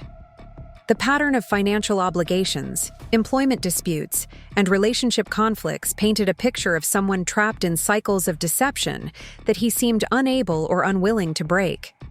"Some people never learn," Elena observed during one of our periodic catch-up lunches. Jake seems to view each failed relationship as validation that he's been treated unfairly rather than evidence that his approach to relationships is fundamentally flawed. Her professional perspective on pathological behavior patterns was enlightening. Elena had represented dozens of clients whose marriages had been destroyed by financial deception, and she noted that perpetrators typically fell into 2 categories: those who eventually acknowledged their mistakes and modified their behavior, and those who simply became more sophisticated in their deception strategies. Jake clearly belonged to the latter group. The impact of these revelations on Patricia Morrison was particularly profound. Learning that Jake had repeated the same patterns of deception with Jennifer that had destroyed our marriage forced her to confront the possibility that her son's behavior represented permanent character defects rather than temporary lapses in judgment. The cognitive dissonance required to maintain faith in Jake's essential goodness became increasingly difficult as evidence mounted. Patricia's phone calls to me, which had continued sporadically over the years, took on a different quality as she processed the implications of Jake's second divorce. Her conversations shifted from defending his actions to seeking understanding of his motivations, from expressing hope for his rehabilitation to acknowledging fear for his future. I don't understand how we raised someone capable of such sustained deception, she said during one particularly emotional conversation. David, and I taught him about honesty and responsibility, but somehow those lessons never took hold. The generational impact of Jake's behavior extended beyond immediate family relationships to affect his interactions with nieces, nephews, and younger relatives who had once looked up to him as a successful role model. His reputation within the extended Morrison family had been permanently damaged by revelations about his deceptive practices, creating awkwardness at family gatherings and holiday celebrations. His younger brother Tommy, who had previously admired Jake's apparent business success, had become particularly critical of his behavior and its impact on family dynamics. Tommy's wife had reportedly banned Jake from their children's birthday, parties, and school events, citing concerns about his influence on impressionable young people. The social isolation within his own family was complete and apparently irreversible. The professional consequences of Jake's repeated pattern of deception had also compounded over time. His employment history now showed a series of short-term positions with progressively less prestigious companies, reflecting employers' growing awareness of his reputation for dishonesty and unreliability. Background checks routinely revealed the financial misconduct documented in both divorce proceedings, making him unsuitable for positions requiring trust or fiscal responsibility. The medical equipment industry, where Jake had once seemed to find stable employment, had proven to be surprisingly interconnected. Word of his domestic deceptions had spread through professional networks, creating unofficial blacklists that limited his opportunities for advancement or lateral movement. His sales performance had also declined as personal stress affected his ability to build the authentic relationships that successful selling required. The irony was that Jake's professional skills were actually adequate for sustained success, if he had been able to maintain basic honesty and reliability. His failure was not one of competence, but of character, a distinction that made his situation more tragic than if he had simply lacked ability. The gap between his potential and his performance was entirely self-created. Meanwhile, my own professional and personal life continued to flourish in ways that had been impossible during our marriage. Chen Digital Solutions had expanded internationally, with offices in London and Singapore serving multinational corporations whose cybersecurity needs required sophisticated global coordination. The business success had created opportunities for philanthropic activities and community involvement that reflected my actual values rather than compromised priorities. The personal relationships I had developed post-divorce were built on foundations of mutual respect and authentic communication that stood in stark contrast to the performance-based dynamics that had characterized my marriage to Jake. Friends and romantic partners knew me as I actually was, rather than as an accessory to someone else's constructed identity. The difference was transformative in ways that extended far beyond mere comfort or happiness. My current relationship with Dr. Robert Chen, a cardiologist at Hartford Hospital, exemplified the kind of partnership that had been impossible with Jake. Robert understood and respected my professional achievements, supported my business ambitions, without feeling threatened, and maintained his own successful career without requiring validation or financial support from me. Our relationship was built on equality rather than dependence, honesty rather than performance. The contrast between Robert's approach to partnership and Jake's was illuminating. Robert celebrated my successes without claiming credit, supported my decisions without requiring control, and maintained his own financial independence while contributing fairly to shared expenses. The emotional energy required to maintain our relationship was minimal compared to the constant vigilance and support that Jake had demanded. When Robert and I announced our engagement 2 years ago, the response from my social and professional networks was uniformly positive. People who had witnessed my marriage to Jake recognized the difference in dynamics and expressed genuine happiness at seeing me in a relationship based on mutual respect rather than exploitation. The validation was gratifying but unnecessary. I had learned to trust my own judgment about relationships and no longer required external confirmation of my choices. The wedding planning process itself highlighted how dramatically my circumstances had changed. Instead of managing expenses and credit while accommodating someone else's preferences, I was able to make decisions based on my actual desires and financial capacity. Robert contributed equally to wedding costs and planning responsibilities, creating a collaborative process that felt genuinely shared rather than performed for external audiences. Patricia Morrison's reaction to news of my engagement was complex and revealing. She expressed genuine happiness for my future, while acknowledging regret about the past. Her congratulations were accompanied by reflections on how different things might have been if Jake had been capable of the kind of honest partnership that Robert represented.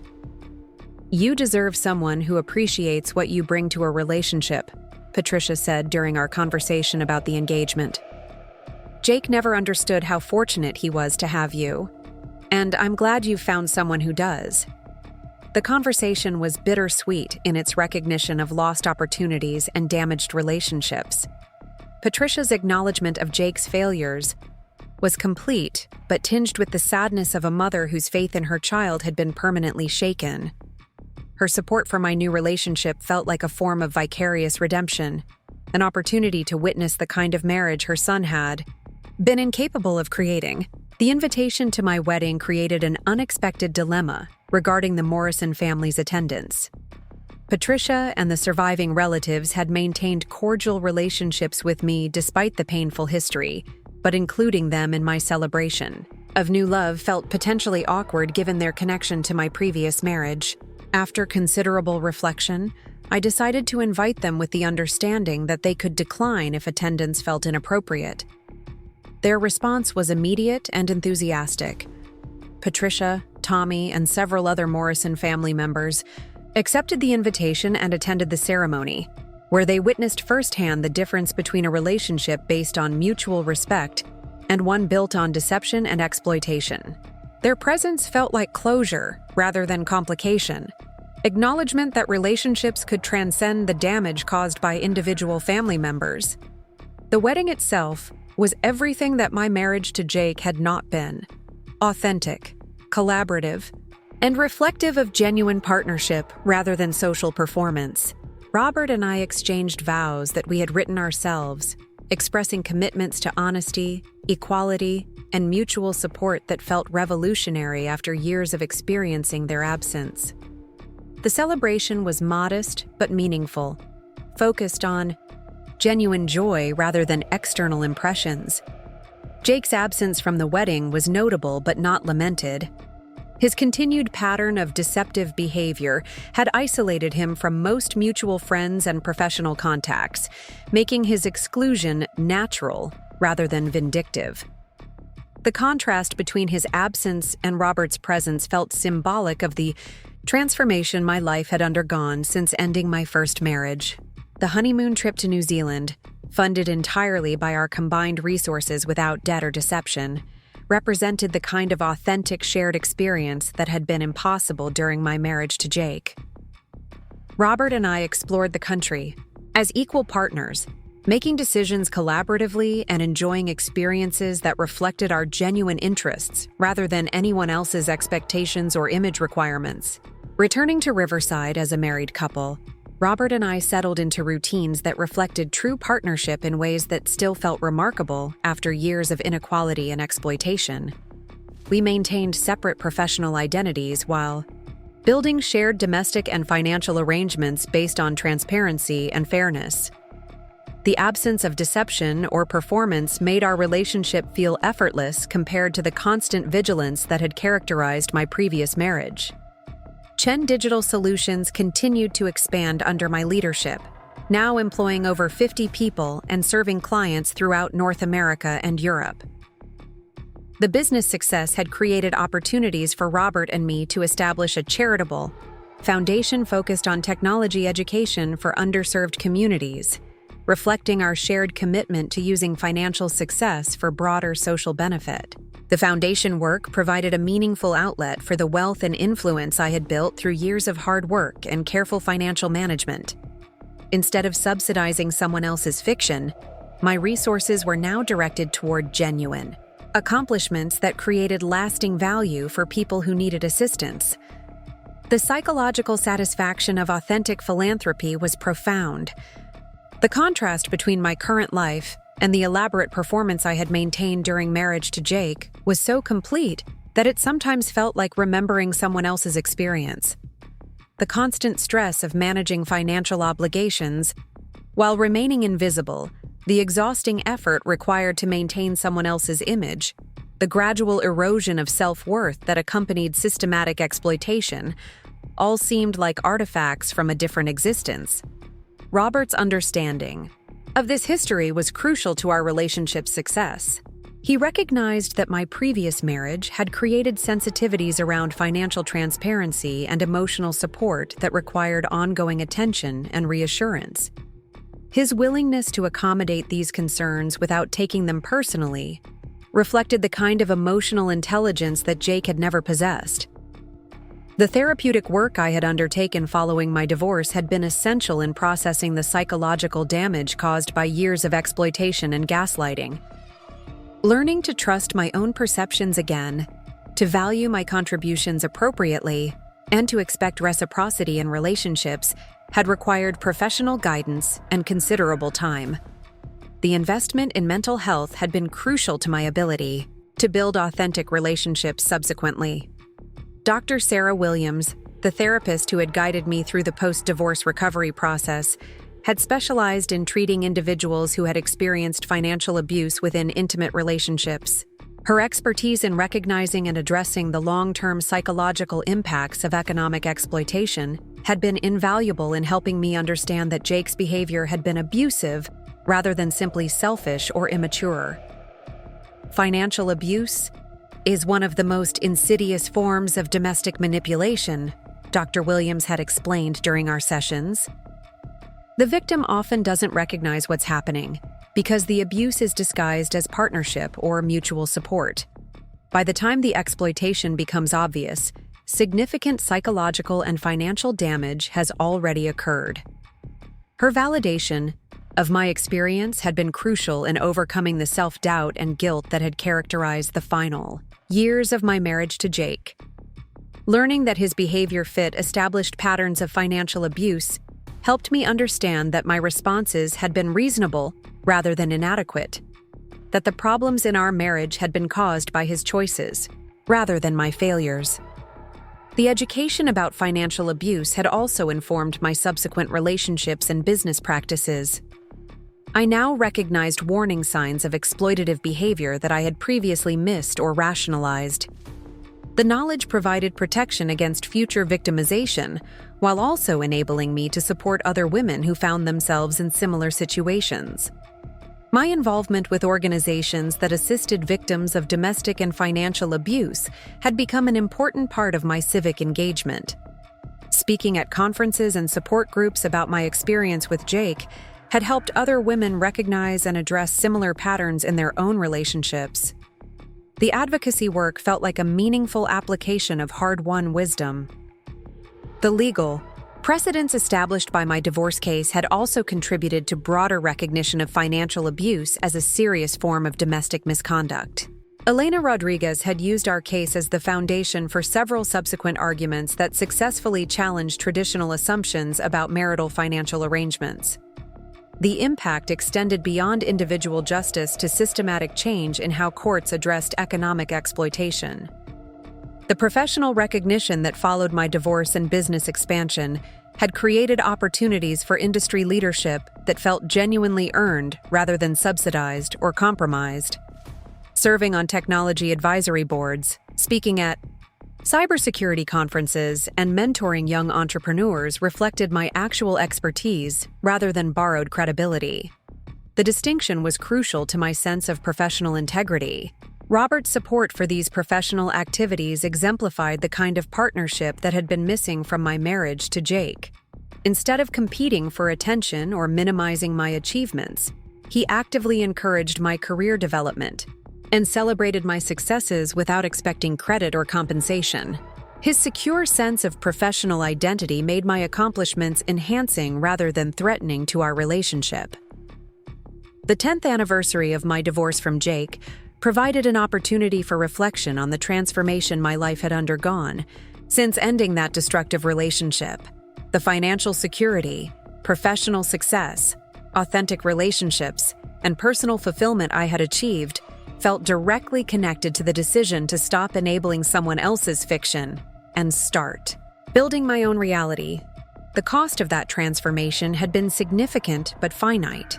Losing the investment in Jake's business, enduring the social disruption of divorce, and processing the psychological trauma of financial abuse had required considerable time and resources.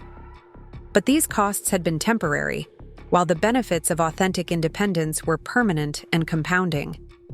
Jake's continued struggles served as a reminder of the path I had avoided by choosing honesty over comfortable deception. His inability to build sustainable relationships or achieve genuine professional success reflected the long-term consequences of character defects that I had once tried to accommodate and excuse. The contrast validated my decision to prioritize integrity over preservation of a flawed marriage. The Morrison family's ongoing dysfunction around Jake's behavior also highlighted the importance of maintaining appropriate boundaries with people who enabled destructive patterns. Patricia's love for her son was genuine, but had become an obstacle to his development when it prevented natural consequences from teaching necessary lessons. My decision to limit contact had been crucial to my own recovery and growth. The broader social implications of my experience with Jake extended beyond individual relationships to questions about how society recognizes and rewards different types of contributions. The ease with which Jake had claimed credit for my work reflected systemic assumptions about gender roles and financial responsibility that made such exploitation possible. Challenging these assumptions had become part of my advocacy work. The technological industry's culture of innovation and meritocracy had provided a more hospitable environment for authentic achievement than the social networks where perception management was often more valuable than actual performance. Building my career in a field where results were measurable and contributions were documented had offered protection against the kind of exploitation I had experienced in marriage. Chen, Digital Solutions' success had also created opportunities to model different approaches to leadership and workplace culture, ensuring that credit was appropriately assigned, contributions were fairly compensated, and achievements were accurately represented had become core values that distinguished our company culture. The commitment to transparency felt directly connected to my personal experience with deception. As I prepared for the future, the lessons learned from my marriage to Jake continued to inform major life decisions. The importance of financial independence, the necessity of honest communication, and the value of authentic relationships had become non-negotiable principles that guided both personal and professional choices. The hard-won wisdom felt like the most valuable outcome of an otherwise painful experience. Robert and I had recently begun discussing the possibility of starting a family, conversations that highlighted how dramatically my expectations for partnership had evolved since my first marriage. The prospect of raising children with someone who understood equality, honesty, and mutual support felt exciting rather than terrifying. The contrast with what family life might have been like with Jake was stark and reassuring. The financial, security, and stable relationship that would provide the foundation for parenthood felt genuinely earned rather than precariously maintained. Children would witness authentic partnership rather than exploitative performance, healthy communication rather than systematic deception, and mutual respect rather than hidden resentment. The modeling they would receive would reflect the values I wanted to perpetuate. Looking back on the devastating family dinner where Patricia Morrison had criticized my priorities while being completely unaware that I was funding her son's entire lifestyle, I recognized it as the catalyst that had set my liberation in motion. Her comment about supporting Jake properly had inadvertently forced me to confront the reality of our financial arrangements and their psychological impact. The irony that Patricia's criticism had actually highlighted her son's failures rather than mine was profound, but ultimately irrelevant. What mattered was that the confrontation had created an opportunity for truth-telling that shattered comfortable illusions and forced authentic assessment of our relationship. The painful honesty that followed had been necessary for genuine change. The woman who had sat silently at that dinner table, funding someone else's performance while accepting criticism for not being supportive enough, no longer existed. In her place was someone who understood her worth, insisted on appropriate recognition, and refused to subsidize other people's delusions. The transformation was complete and irreversible. Standing in my home office now, surrounded by awards, and recognition that reflected my actual achievements, I felt a profound sense of alignment between my internal reality and external circumstances.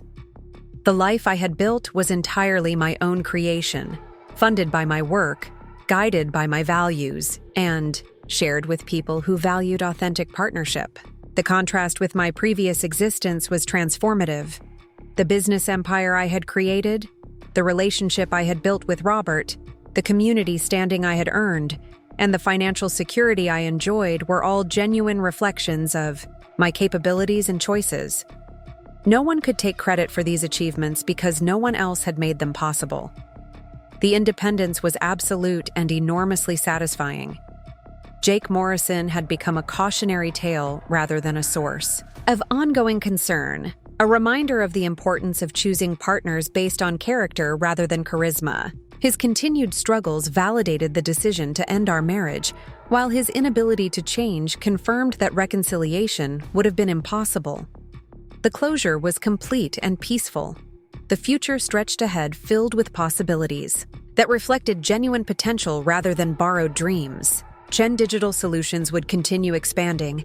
My marriage to Robert would deepen through shared experiences and mutual support, and my advocacy work would help other women recognize and escape financial exploitation. The authenticity of these prospects made them enormously appealing. The most profound realization was that happiness based on truth was qualitatively different from contentment based on illusion. The temporary comfort of avoiding difficult conversations and maintaining pleasant fictions had been replaced by the lasting satisfaction of authentic achievement and genuine partnership. The trade had been worth every moment of difficulty it had required. Patricia Morrison's unwitting gift of forcing me to confront reality had ultimately led to the life I had always deserved, but had been too accommodating to claim. Her criticism of my priorities had revealed that my priorities were exactly right, while her son's behavior was fundamentally wrong. The validation had taken years to achieve, but was now complete and unshakable. The story that had begun with humiliation at a family dinner had evolved into a narrative of empowerment, authentic success, and genuine partnership. The transformation proved that being underestimated was only temporary if you refused to underestimate yourself. The lesson was valuable beyond any price I had paid to learn it. Up next, you've got 2 more standout stories right on your screen. If this one hit the mark, you won't want to pass these up. Just click and check them out.